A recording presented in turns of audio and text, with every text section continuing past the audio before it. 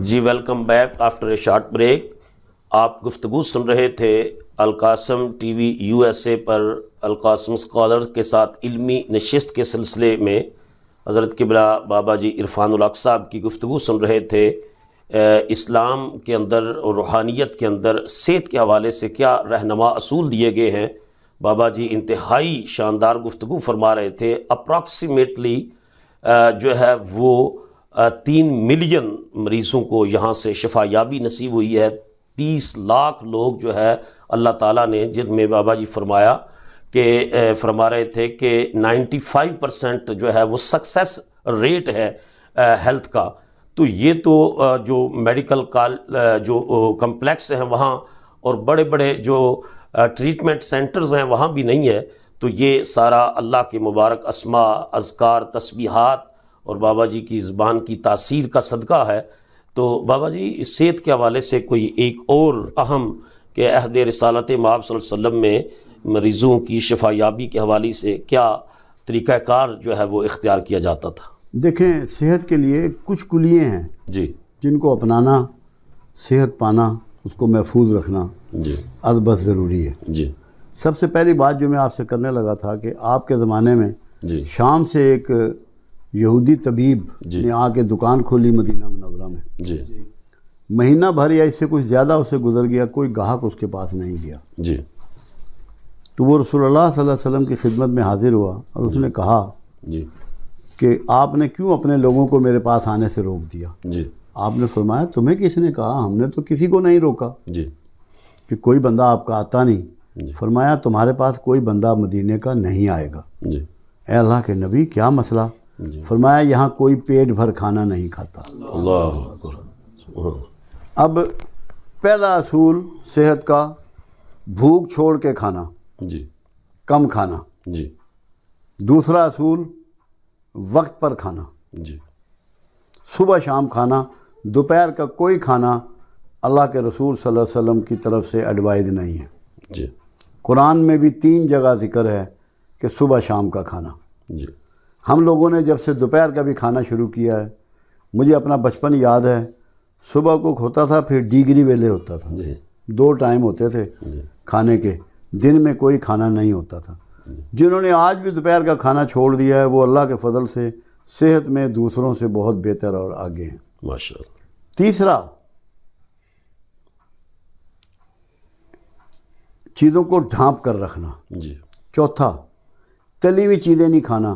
میں لوگوں سے کہتا ہوں اگر آپ ثابت کر دیں جی کہ میرے آقا نے کبھی کوئی تلی ہوئی چیز کھائی ہوگی، میں ساری عمر آپ کو نہیں روکوں گا تلی ہوئی چیز کھانے سے. جی ریکارڈ پہ آپ ثابت نہیں کر سکتے جی کہ تلی ہوئی چیز آپ نے زیادہ کھائی ہے. جی مرغن کھانے جی اس سے منع فرمایا. جی چکنائی سے منع فرمایا. آپ نے چکنائی زندگی میں استعمال نہیں فرمائی. جی یہاں تک کہ بکری یا اونٹ کا دودھ جب پیش کیا جاتا ہے وہ ہلکا ہوتا ہے، اس میں چکنائی بہت کم ہوتی ہے. جی اس میں بھی آپ پانی ملوا دیتے اور تاکہ زیادہ لوگوں میں جو بھی چکنائی ہے وہ بکھر جائے، پھیل جائے. جی چکنائی سے اجتناب. ہمارے ہاں اب زیادہ بیماریاں جو ہیں زیادہ کھانے اور چکنا کھانے سے ہے. گوشت کا استعمال بڑھ گیا ہے، آئل کا استعمال بڑھ گیا ہے، کوئی بوائل چیزیں ہم لوگ نہیں کھاتے. ایک اور بات، اللہ کے حبیب صلی اللہ علیہ وسلم نے فرمایا نہ باریک کھاؤ نہ باریک پہنو. جی باریک کھانے اور باریک پہننے سے منع فرمایا. باریک کھانے میں سفید آٹا اور ہر چیز جو میدے سے تیار ہوتی ہے وہ شامل ہے. اس میں نان ہو، کلچا ہو، ڈب روٹی ہو، رس ہو، بسکٹ ہو، کیک ہو، پیسٹری ہو، برگر ہو، پیزا ہو، سب شامل ہے. جی نہ باریک کھاؤ اور نہ باریک پہنو. اور یہ بھی فرمایا ایک دن میں 2 طرح کی چیزیں نہ کھاؤ. جی سائنس کو اب آگے پتہ لگا ہے کہ ہر چیز کے ہضم ہونے کی ٹائمنگ جسم میں الگ ہے. جی اگر آپ مختلف چیزیں کھائیں گے تو 24 گھنٹے آپ کا معدہ جو ہے وہ مصروف رہے گا، اس کو ریسٹ نہیں ملے گا. جی ورنہ اگر ایک چیز کھائیں گے اس کی 3 گھنٹے یا 4 گھنٹے ٹائمنگ ہے ہضم ہونے کی، 4 گھنٹے کے بعد آپ کا معدہ خالی ہو جائے گا. جی پھر ایک جملہ اور فرمایا کہ اگر زیادہ نہیں تو چہل قدمی کرو. یہ چہل کا لفظ میرے آقا کی زبان مبارک سے ادا ہو، یعنی کہ 40 قدم کم از کم روز کے چلو. یہ منیمم تعداد بتائی گئی ہے. گھوڑ سواری کو، دوڑ کو، کشتی رانی کو، تیراکی کو رواج دیا آپ نے، کوشش کی کہ لوگ اس پہ کام کریں۔ آپ یہ دیکھیں کہ غار حرا میں میرے آقا تشریف لے جاتے تھے، جی کیوں؟ آپ نے سمجھا اس کو کبھی؟ آپ کو یہ بتانے کے لیے کہ میں اتنا فزیکلی فٹ ہوں کہ غار حرا میں چڑھ جاتا ہوں آرام سے، سبحان اللہ، اتنا وزن نہیں بڑھنے دیا، پیٹ باہر نہیں نکلنے دیا۔ یہ چیزیں سب سے متعلق ہیں۔ بے وقتہ مت کھائیں، تیز تیز مت کھائیں، زیادہ مت کھائیں، مرغن مت کھائیں، مسالے دار مت کھائیں، سادہ خوراک کھائیں۔ جس نے میانہ روی پہ زندگی گزاری وہ کبھی مفلس نہیں ہوگا، سبحان اللہ، اور جس نے اعتدال کے مطابق کھایا پیا وہ کبھی بیمار نہیں ہوگا۔ واہ کیا بات ہے، ان اصولوں کو پکڑ لیں جو سنہری اصول ہمیں مخبر صادق نے عطا فرمائے، رسول اللہ صلی اللہ علیہ وسلم نے بطور انعامات اور گفٹ ہمیں عطا فرمائے۔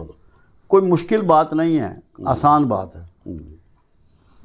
اور یہ بڑی خوشی ہوئی یہ باتیں آپ کی سن کر کے کہ امریکہ کی یونیورسٹیز میں اب فاسٹنگ کو وہ ایک وے آف ٹریٹمنٹ کے طور پر لے جی رہے ہے ہیں، نا، ہے۔ اور کتابیں چھپی ہیں، میں نے خود ایک کتاب منگوائی بھی۔ جیسے آپ کی روح کا تزکیہ ہوتا ہے نا، جی توبہ، روزہ، جی ذکر، صدقہ، خیرات، جی معافی مانگنا، یہ سب روح کی تزکیے کے لیے ہیں۔ جی جسم کے تزکیے کے لیے روزہ ہے، سبحان مگر وہ روزہ نہیں جو ہمارے ہاں رکھا جاتا ہے کہ 600 پکوڑے پڑے ہوتے ہیں میز پہ، 7 اپ پڑی ہوتی ہے، دودھ سوڈا پڑا ہوتا ہے، لسی پڑی ہوتی ہے، پراٹھا پڑا ہوتا ہے۔ یہ روزے کا مذاق ہے، روزہ نہیں ہے۔ جی میں آدھا کپ چائے پہ روزہ رکھتا ہوں، ایک رس کے ساتھ، واہ اور ایک چھوٹی سی گوگی سے شام کو روزہ کھولتا ہوں، 2 کھجوریں، تھوڑا سا زمزم اور تھوڑی سی وہ روٹی چھوٹی سی، بس۔ ماشاء اللہ، روزے میں جب تک کہ آپ کی آنتیں چوں چوں نہ کریں روزہ کو نہیں ہوتا، جی اس سے آپ کی فٹنس ہوتی ہے۔ سبحان اللہ، وزن جس کا نہیں کم ہو رہا روزے میں، وہ دھوکے میں نہ رہے کہ میں نے روزے رکھے ہیں۔ جی وزن بڑھنا نہیں چاہیے، کم سے کم 5 کلو وزن ایک بندے کا کم ہونا چاہیے۔ روزے کا وہ بات ہے، کیونکہ سب سے جو عظیم عبادت ہے جو اللہ کے قریب کرنے والی ہے وہ روزہ ہے۔ جی کیوں؟ اللہ کھاتا نہیں، ہم کم کھا کے اس کے قریب ہو جائیں، بے شک، واہ اللہ کی سنت کے مطابق ہو جائیں۔ سبحان اللہ، روزہ تو بہت بڑا علاج ہے، جی اس سے معدے کی اور جگر کی ساری بیماریوں کا علاج کیا جا سکتا ہے، بالکل صحیح، دل کی بیماریوں کا بھی علاج روزے سے کیا جا سکتا ہے۔ جی مگر بدنصیبی یہ ہے کہ ہم لوگ ادھر جاتے نہیں ہیں۔ جو چیزیں جیسے قرآن حکیم میں آپ دیکھیں کہ پروردگار عالم نے شہد کو انسانوں کے لیے بہت سی بیماریوں کے لیے شفا قرار دیا، جی ساری بیماریوں کا نہیں کہا، جی بہت سی بیماریوں کے لیے۔ اگر ہم لوگ شہد کے عادی ہو جائیں، چینی کی بجائے چائے میں، دودھ میں شہد ڈالنا شروع کر دیں، تو ہماری تقریباً 60% بیماریاں ختم ہو جائیں۔ بے شک، کیونکہ جس کو اللہ شہد کو شفا قرار دے رہا ہے، یہ کیسے ہو سکتا ہے کہ اس میں شفا نہ ہو؟ بے شک، اللہ تو سچا ہے، سب سے بڑا سچا ہے، تو اس کی بات تو سچ ہی سچ ہے، جی اور اسی نے اس کو پیدا کیا ہے۔ بے شک۔